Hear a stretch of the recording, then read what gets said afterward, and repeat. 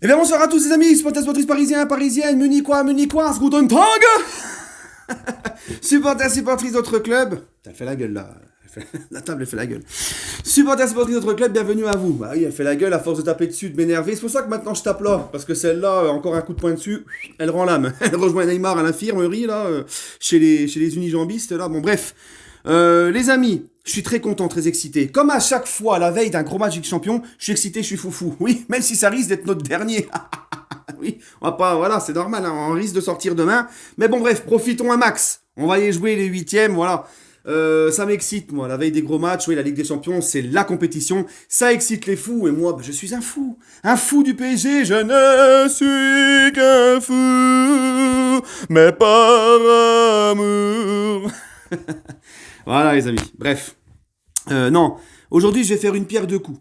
Voilà. Hein, parce qu'en parlant de coups, Neymar, voilà, jusqu'à la fin de saison, out. Ça t'étonne, toi? Neymar, il sera plus là jusqu'à la fin de saison? Ça étonne encore qui? Personne. Donc je vais en parler. Hein, donc Neymar qui va enfin se faire opérer et qui est forfait dans 3-4 mois fin de saison, c'est terminé. Et puis forcément, ben le nez, même le nez plus là, vu qu'il ne sera plus là ben, jusqu'à fin de saison, il y a des choses à dire sur notre jeu parce que sur son absence. Voilà. Hein. Donc voilà les gars. Donc Neymar, bon, hein, contrat jusqu'à quand Neymar au PSG? Ah oui, 2026. Hein, on l'a prolongé jusqu'en 2026. Je crois que même, si je dis pas de bêtises, il y a une année en option qui va jusqu'en 2027. Il est là depuis 2017. Et j'ai vu une statistique passer, les gars. J'ai vu une statistique passer où il n'a joué que 54% des matchs avec le PSG. L'autre coup, je disais 50% des matchs il a joué avec le PSG. On me disait, oh non, mais t'es trop dur, tu dis n'importe quoi, mais il a pas été autant absent, mais t'es vraiment un tocard, hein, tu t'en prends vraiment à Neymar, t'as la haine et tout, arrête de mentir. Oh bah excuse-moi, professeur Tournesol. Pour 4% quand même, j'étais pas loin. Hein, c'est des broutilles, c'est des détails. Tu vas m'expliquer vraiment la différence. Et puis en plus de ça, si tu prends Neymar, ses absences qu'il va avoir jusqu'à la fin de saison, parce que 54% c'est à partir de maintenant. Ça va s'agrandir encore le pourcentage d'absence, parce que ça va se réduire les pourcentages de matchs joués. 54% de matchs joués. Maintenant, si tu comptes tous les matchs qu'il a loupés jusqu'à la fin de saison, on va arriver en dessous des 50.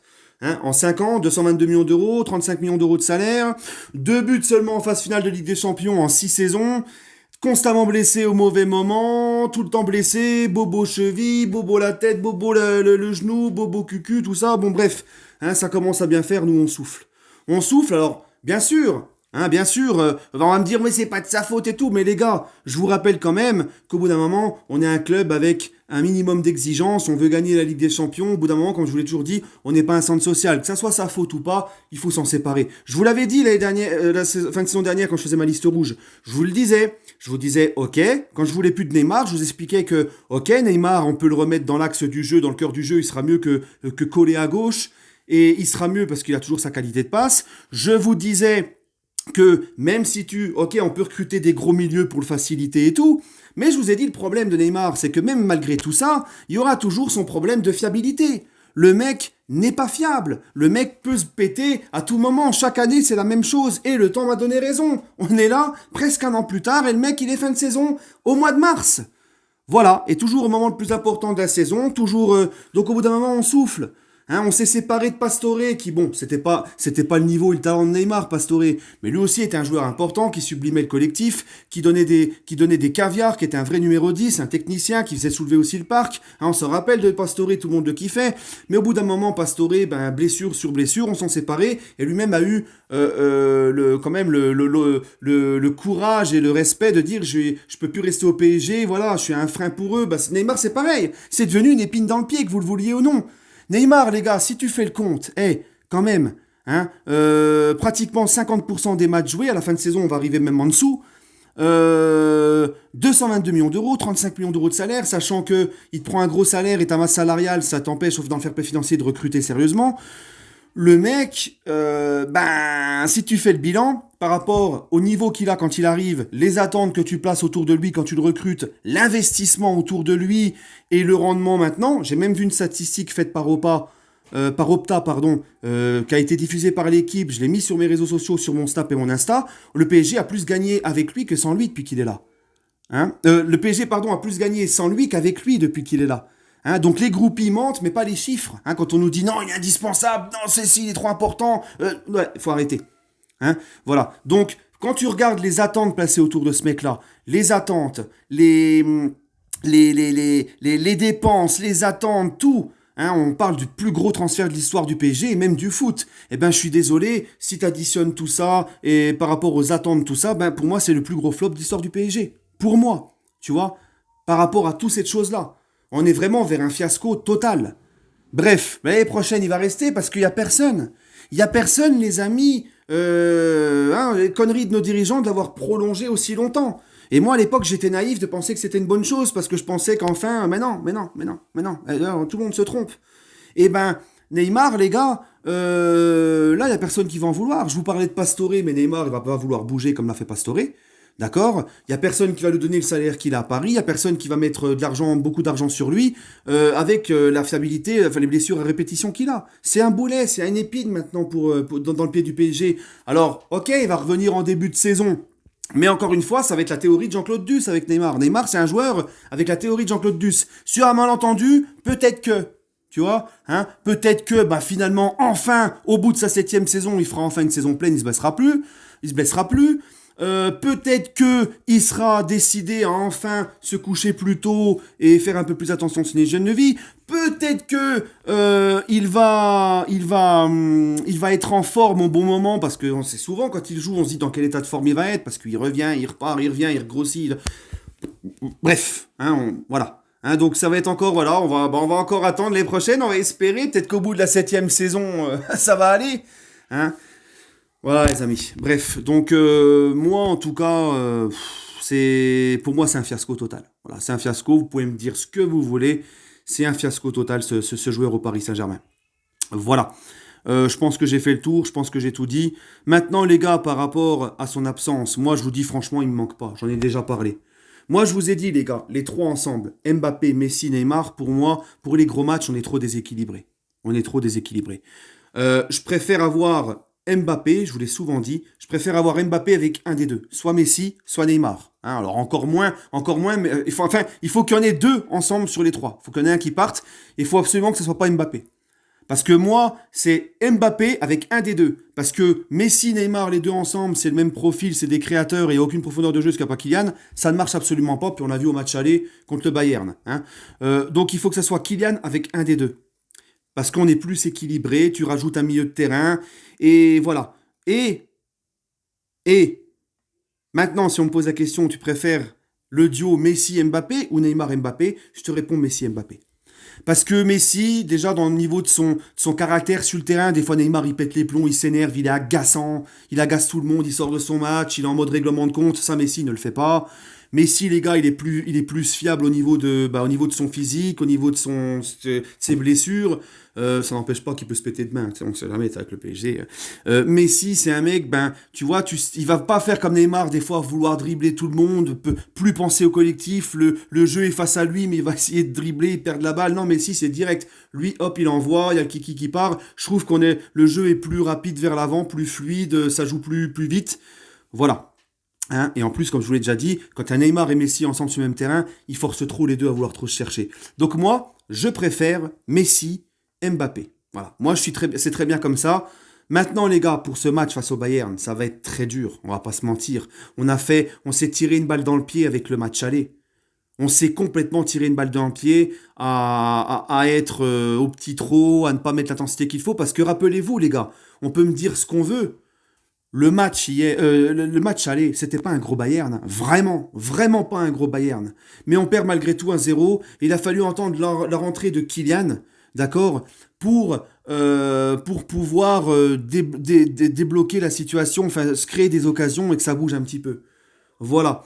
Donc c'est dans le match aller qu'on s'est tiré une balle dans le pied. Là, ça va être très dur parce que je vois pas le Bayern ne pas marquer demain.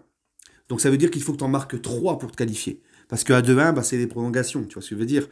Donc ça va être compliqué, vraiment. Maintenant, on s'est tiré une balle dans le pied avec le match aller. Maintenant, il faudra faire un gros match. De toute façon, t'as pas le choix, c'est ça la Ligue des Champions. C'est soit t'es un bonhomme, soit t'es pas un bonhomme. Soit tu fais un gros match, soit c'est... Voilà. Au moins, si demain le PSG fait quand même un gros match, donne tout, tu auras quand même le regret de te dire on s'est foiré au match aller, c'est le match aller qui nous a foutu dedans. Mais au moins qu'ils fassent un gros match demain, quoi qu'il arrive, où on se dit que bon, ils auront tout essayé pour se qualifier. Maintenant, c'est la Ligue des Champions, t'as d'autres grosses équipes, il n'y a pas que le PSG qui a un gros effectif, il n'y a pas que le PSG qui a des gros joueurs, il n'y a pas que le PSG qui a des gros moyens, c'est comme ça, au final, il n'y a qu'un vainqueur. Mais bon, c'est vrai que ça nous embêterait de sortir encore en huitième. Hein, surtout que là, le Bayern, on le voit, ils sont vraiment moins bien. Maintenant, comme je vous l'ai dit, avec juste Messi, Mbappé, on sera un peu plus équilibré au milieu, ce sera un peu plus, voilà. Marquinhos va être là apparemment, Hakimi aussi, on verra bien. Hein, il y aura quasiment tout le monde, sauf l'éternel habitué Neymar. Mais voilà. Donc, on va y croire. Il faut y croire. L'attitude des joueurs depuis le match face à Lille, ça a quand même changé. On a l'impression que les mecs sont en mission. T'as Mbappé qui a un discours où il faut un discours de guerrier, on vient pour gagner. Messi hier, j'ai bien aimé son petite interview sur le site du PSG hier. Hein, l'humilité, la sympathie, la gentillesse de Messi quand même. Voilà. Messi qui lui aussi est motivé. Donc, maintenant, on veut des actes. Hein, il faut mêler les actes à la parole. Mais c'est vrai que ces derniers temps, quand même, le PSG montre de meilleures choses sur les 3 derniers matchs. Voilà. Donc, si on joue concerné, si on donne tout, on peut le faire. Hein, sinon, on ne va pas à Munich. Maintenant, voilà. Bref, et puis pour terminer sur Neymar, parce que oui, ça aussi, je ne l'ai pas dit. J'ai entendu un truc comme quoi, apparemment, quand il arrive en 2017, le PSG n'a pas voulu le soigner tout de suite. N'a pas voulu le soigner à la cheville et c'est de la faute du club. Bon, alors ça, c'est l'excuse de ses groupies. Ah bah, c'est la faute du club. Ah bah oui, vous voyez, c'est la faute du club, c'est pas sa faute à lui. Non, les gars, les torts sont partagés. Le PSG, de toute façon, si les dirigeants du PSG faisaient bien les choses, on le saurait depuis le temps. Hein, on sait que voilà, le PSG, eux, ils ont pensé avant tout au marketing. Vaut mieux avoir un Neymar sur une jambe et vendre des maillots que voilà. Donc ensuite, oui, le club l'a laissé trop faire. Le club l'a laissé trop faire ce qu'il voulait dès le départ et après c'est trop tard. Oui, là, le club est quand même en partie responsable de Neymar. Après, si le mec il a besoin d'avoir un coach et des dirigeants pour lui dire comment se comporter, comment mieux dormir et tout, hein, parce que quand on les voyait, ces stories Instagram à 2 heures du matin, là, devant Fortnite ou la télé-réalité, alors qu'il avait entraînement à 11 heures au coin des loges, et s'il a besoin d'un coach et de ses dirigeants pour lui serrer la vis, pour lui faire comprendre qu'il faut bien se reposer, bien manger et tout, et au bout d'un moment, je veux bien, mais le mec, c'est pas un bébé. Bref. Maintenant, les gars, les torts sont partagés parce que voilà, Neymar, rappelez-vous, c'est aussi à lui de prendre la décision de se faire opérer. C'est aussi à lui de comprendre que tu as une fragilité à la cheville, et ben d'avoir une bonne hygiène de vie, de bien manger, bien te reposer, bien récupérer, chose qu'il ne fait pas beaucoup, ben ça aide à te prémunir de tes blessures, notamment là où tu es fragile. Hein, c'est sûr qu'avoir une mauvaise hygiène de vie, ça va pas aider ta fragilité à la cheville. Donc tu augmentes les chances de te péter à ta cheville. Bref, ensuite, rappelez-vous, quand il se blesse sa première saison au PSG en février 2017-2018, il fait tout pour revenir vite, il fait une course contre la montre pour revenir hyper vite, pour aller faire le mondial 2018 avec le Brésil. L'année d'après, rebelote, bobo cheville, métatar, je sais pas quoi, ça pète, et ben il revient trop vite. Et on sait que le métatar sur la cheville, quand tu le soignes trop vite, bah c'est compliqué, ça repète. Ben Bobo revient trop vite parce qu'il y a la Copa América. Cette année encore, Coupe du Monde, premier match de poule, la cheville enlevée. Et ben, il fait tout, il revient vite, il revient trop vite parce qu'il veut jouer les huitièmes. Donc, c'est bien beau de mettre tout sur le dos du club. Ok, il y a la part de responsabilité, mais aussi Neymar, hein, qui ne fait pas assez attention et qui a fait un peu n'importe quoi, à vouloir toujours se précipiter pour revenir et qui a un peu trop pensé à même la sélection du Brésil, à la séparer des responsabilités parce que eux aussi, ils ont trop forcé pour qu'il soit là. Bref, donc c'est pas voilà. Bref, les amis, allez. Sur ce, prenez soin de vous. Ça fait déjà 14 minutes que je vous parle. Et puis, donnez-moi vos petites pronostics. On va quand même y croire. Allez, 2-0 pour Paris. Soyons fous. Un clean sheet à Munich. Eh oui, Didio Didio Écoute-moi bien, Didio. Je sais pas comment on le dit en italien, mais demain, Didio. Pas de dinguerie. Parce que le match aller, quand même. Match aller, encore le but, c'est pour ta gueule, Didio. Donc là, non, franchement, c'est bon. Parce que si demain le Didio il fait encore des boulettes, moi là je pourrais plus te défendre, même si derrière tu nous fais un gros match en Ligue 1 comme à Marseille par exemple, et c'est surtout toi. Toi les grands gardiens, c'est dans les grands matchs comme ça qu'on les attend. Donc Didio demain. Voilà. Hein. Bref.